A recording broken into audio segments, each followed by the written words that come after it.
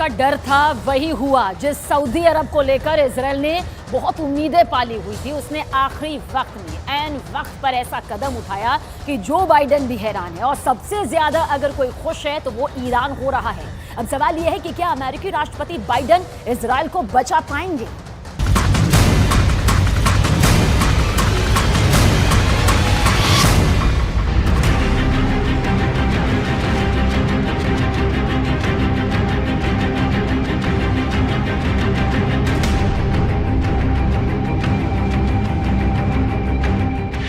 पूरी दुनिया की नजर इस शख्स पर थी। सब जानना चाहते थे कि यह शख्स क्या फैसला लेगा। इसने अमेरिका की तरफ देखा, इसने ईरान की तरफ देखा, इसने फिलिस्तीन की तरफ देखा और फिर कह दिया ना।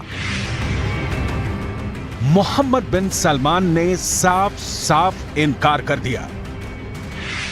इस ना के आगे नए तनाव का खतरा है, इस ना के आगे नए युद्ध का डर है। इस ना की वजह से पूरा पश्चिम एशिया एक भूकंप आने का इंतजार करने लगा है, जो अब पूरी दुनिया को हिला सकता है। सऊदी अरब और इजराइल के बीच फिलिस्तीन का मुद्दा फिर से सुलगने लगा है। जो तबाही मोहम्मद बिन सलमान ने गाजा पट्टी में देखी, जिस खून खराबे की तस्वीरें वेस्ट बैंक से निकलकर पूरी दुनिया तक गई, उन तस्वीरों ने मोहम्मद बिन सलमान को बेचैन कर दिया है। इसीलिए सऊदी अरब ने साफ साफ शब्दों में कह दिया है कि वो इजराइल से किसी भी तरह का समझौता नहीं करेगा। सऊदी अरब ने बता दिया है कि जब तक इजराइल में नेतन्याहू की सरकार है, रियाद और तेल अवीव के बीच दूरियां नहीं मिटेंगी। सऊदी अरब ने यह कहकर इजराइल के साथ दोस्ती के ख्वाब देखने वालों की उम्मीदों पर पानी फेर दिया है। इस खबर ने पूरे पश्चिम एशिया में नया तहलका मचा दिया है। फिलिस्तीन के गाजा पट्टी से लेकर वेस्ट बैंक और सीरिया से लेकर इराक तक इजराइल के खिलाफ एक नया मोर्चा सुलग सकता है और इसकी कमान अब ईरान के साथ सऊदी अरब भी संभालेगा। पूरे इजराइल में ऐसा ही डर सताने लगा है। अब तक सऊदी अरब की तरफ इजराइल बहुत उम्मीद भरी नजरों से देखता रहा है, लेकिन बेंयामिन नेतन्याहू की फिलिस्तीन पॉलिसी ने ऐसी तमाम कोशिशों की जड़ में मट्ठा डाल दिया है। वेस्ट बैंक में गोलीबारी और गाजा पट्टी में बमबारी को लेकर इजराइल सऊदी अरब के लिए एक बार फिर बड़ा खलनायक बनकर उभरा है। यही वजह है कि सऊदी अरब और इजराइल के बीच दोस्ती की नई उम्मीदें खत्म हो चुकी हैं। अरबी भाषा के अखबार एलफ के हवाले से पूरा इजरायली मीडिया ये खबर छाप रहा है। रिपोर्ट यह है कि सऊदी अरब ने कहा है कि जब तक इजराइल में बेंयामिन नेतन्याहू की कट्टरपंथी सरकार रहेगी, इजराइल से शांति वार्ता नहीं हो सकती। गाजा पट्टी में जब जब इजराइल की बमबारी हुई है, जब जब वेस्ट बैंक की जमीन पर इजराइल के सेटलर्स का कब्जा हुआ है, ये तस्वीरें मई महीने की ही हैं, जब गाजा पट्टी पर इजराइल ने खूब बमबारी की थी। धमाके ऐसी कि बड़ी बड़ी इमारतों को मलबे में तब्दील कर दें। ये गाजा का उत्तर पश्चिमी इलाका है, जहां इजराइल ने मई महीने में रात भर हमले किए हैं। छोटे बड़े धमाके होते रहे। इजराइल अक्सर यहां हमास के रॉकेट हमले के बाद हवाई बमबारी करता है। इजराइल दावा करता है कि उसने फिलिस्तीनी गुट हमास को टारगेट किया है। उसके ठिकानों पर लेजर गाइडेड बम इस्तेमाल किए गए। हमास के सुरंग के नेटवर्क को तबाह करने के लिए बंकर बस्टर बम इस्तेमाल किए गए।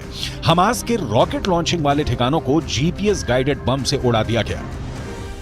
लेकिन इस बमबारी को लेकर इजराइल हमेशा कटघरे में रहा है और अब सऊदी अरब इसी बात को लेकर वहां के प्रधानमंत्री नेतन्याहू को आड़े हाथ लेने के लिए तैयार है। ऐसी तस्वीरें मोहम्मद बिन सलमान ने अपने टीवी पर भी देखी हैं। इजराइल की फोर्स के तमाम वीडियो, चाहे वो अल अक्सा मस्जिद की हो या फिर जेरूशलम की गली, इन सब के बारे में सऊदी अरब ने अमेरिका को बता दिया है।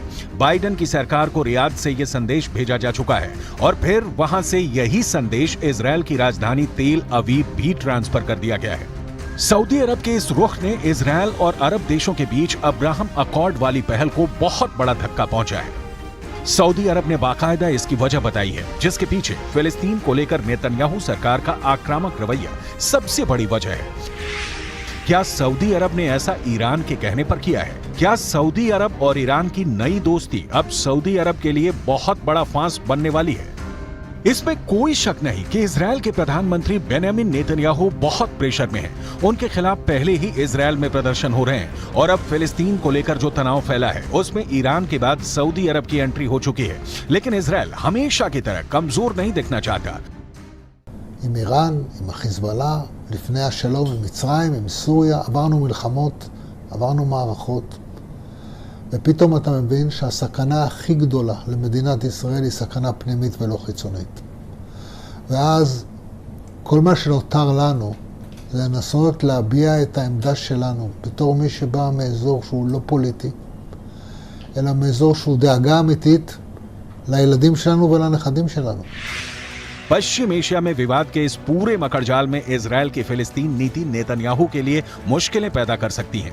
सऊदी अरब के क्राउन प्रिंस मोहम्मद बिन सलमान ने कह दिया है कि जब तक फिलिस्तीन में इजरायल का जुल्म खत्म नहीं होगा, जब तक इजरायल और फिलिस्तीन के बीच माहौल ठीक नहीं होगा, तब तक सऊदी अरब के साथ भी इजरायल के संबंध ठीक नहीं होंगे। ऐसा अलफ अखबार का दावा है। कह सकते हैं कि इजरायल के खिलाफ सऊदी अरब खुल्लम खुल्ला उतर चुका है। ईरान से दोस्ती के बाद सऊदी अरब के इजरायल को लेकर ये सबसे तीखे तेवर कहे जा सकते हैं। सऊदी अरब ने साफ साफ बोल दिया है कि जब तक इजरायल में नेतन्याहू सरकार है, रियाद और तेल अवीव के बीच तनाव कम नहीं होगा। फिलिस्तीन में हिंसा अरब मुल्कों को इजरायल के खिलाफ एकजुट कर सकती है।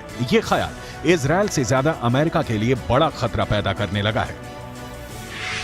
क्या पश्चिम एशिया में एक बार फिर सऊदी अरब की लीडरशिप में तमाम अरब मुल्क फिर से इजरायल के खिलाफ एकजुट हो जाएंगे? क्या अरब मुल्क और ईरान एक साथ आए तो इजरायल और अमेरिका की ताकत कमजोर पड़ जाएगी?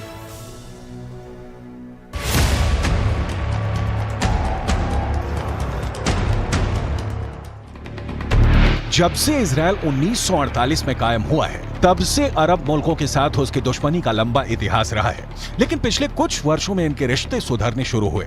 बहुत से अरब देशों और इजरायल के बीच राजनयिक रिश्ते कायम हुए हैं। इसे अब्राहम अकॉर्ड का नाम दिया गया और अरब देशों के बीच इजरायल की इमेज बिल्डिंग को एक नया लॉन्च पैड मिल गया। इसे पश्चिम एशिया में शांति कायम करने का नया तरीका बताया गया। अब्राहम अकॉर्ड को उसके अंजाम तक पहुंचाने वाला अमेरिका इजरायल और सऊदी अरब की सुलह कराने में भी जुट गया। Excellency, my friend, the foreign minister, and I agreed that we should work together to increase the number of the direct flights, the tourism, the trade volume, the investment. UAE यानी संयुक्त अरब अमीरात, Sudan, Morocco और Bahrain अब Israel के साथ अपने रिश्तों की शुरुआत कर चुके हैं। फिर ऐसा लगने लगा कि पश्चिम एशिया में अरब मुल्कों के बीच सबसे बड़े खिलाड़ी सऊदी अरब के रिश्ते भी इजरायल से सामान्य हो सकते हैं। लेकिन अब फिलिस्तीन को लेकर इजरायल और सऊदी अरब में दूरी फिर से बढ़ गई है। इससे पहले सऊदी अरब ने जॉर्डन में अपने राजदूत को फिलिस्तीन का अनिवासी राजदूत करार दिया था। राजदूत को यरूशलेम में काउंसल जनरल के तौर पर भी काम करने की जिम्मेदारी दी गई। लगा कि इजरायल के साथ रिश्तों को सामान्य करने की जो कोशिश पहले हुई है, उसमें सऊदी अरब ने एक नया पेंच फंसा दिया है, क्योंकि यह भी कहा गया कि यरूशलेम राजदूत के लिए राजनयिक बेस भी होगा। सऊदी अरब को मालूम था कि इजरायल की तरफ से इसका विरोध होगा और ऐसा हुआ भी। इजरायल ने फिलिस्तीन अथॉरिटी में सऊदी अरब के राजदूत के लिए यरूशलेम को राजनयिक बेस बनाने के विचार को खारिज कर दिया। इजरायल ने कहा कि सऊदी अरब के नए राजदूत फिलिस्तीन अथॉरिटी के साथ मुलाकात कर सकते हैं, लेकिन उन्हें यहां स्थायी तौर पर रहने नहीं दिया जाएगा। सऊदी अरब ने एक बार ये फिर दिखा दिया है कि वो फिलिस्तीन का बड़ा समर्थक है। फिलिस्तीन के मुद्दे पर इजरायल फिर बड़ा टारगेट बन सकता है। अमेरिका इस बात को लेकर डरा हुआ है, क्योंकि लेबनान जाकर फिलिस्तीन गुट हमास के उप प्रमुख ने यह ऐलान कर दिया है कि इजरायल को फिर से हिलाने का वक्त आ गया है। यह तस्वीर हमास के उप प्रमुख सालेह अल अरूरी की है। अरूरी ने लेबनान जाकर फिलिस्तीन को आजाद करने को लेकर बने पॉपुलर फ्रंट के उप महासचिव जमील मजहर से मुलाकात की। इस मुलाकात में तय हुआ कि इजरायल के खिलाफ इंतीफदा यानी फिर से हथियार बंद विद्रोह का वक्त आ गया है। इन दोनों संगठनों को ईरान का पूरा समर्थन है और फिलिस्तीन को लेकर ईरान इनको फंड भी करता है और हथियार भी देता आया है। इसलिए बड़ी पिक्चर में युद्ध का जो खतरा मंडरा रहा है, उसमें ईरान इजरायल के लिए बहुत खतरनाक साबित हो सकता है। इन दोनों की दुश्मनी किसी भी वक्त युद्ध में तब्दील हो सकती है। इजरायल और ईरान एक दूसरे के सबसे बड़े दुश्मन हैं। दोनों ही एक दूसरे को मिटाने की धमकियां देते हैं। इजरायल को लेकर ईरान बहुत आक्रामक रहा है और उसे नक्शे से मिटाने की बात भी करता रहा है। यही हाल इजरायल का है, जिसके नेताओं ने भी परमाणु धमकियां देनी शुरू कर दी हैं। ईरान के राष्ट्रपति इब्राहिम रईसी ने हाल ही में इजरायल के 2 बड़े शहरों को मिटाने की धमकी दी, जिसके बाद युद्ध का खतरा बढ़ने लगा।